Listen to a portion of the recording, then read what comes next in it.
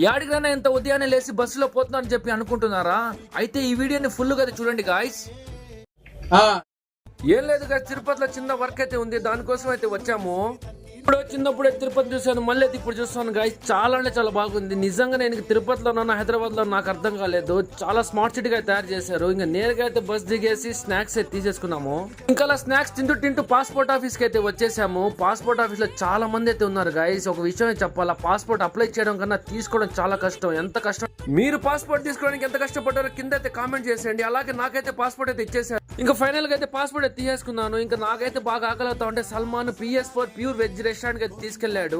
చాలా అంటే చాలా బాగుంది బయట నుంచి చూడంగానే. ఇంకా లోపలికి వెళ్తే దీని మందలు మాత్రం అదిరిపోయింది గాయస్. అంబియన్స్ మాత్రం దుమ్ము లేపేశారు. ఇంకా టిఫిన్ విషయానికి వస్తే మాత్రం 2 ఇడ్లీ 1 వడ సాంబార్ అయితే సూపర్ గాయస్. ఇక్కడ అక్కడి నుంచి తినేసి ఇంకా బయలుదేరేసాము. ఇంకా తిరుపతిలోని మంచి లొకేషన్ అయితే చూపిస్తాను. నన్నైతే ఫాలో అయిపోయి పార్ట్ 2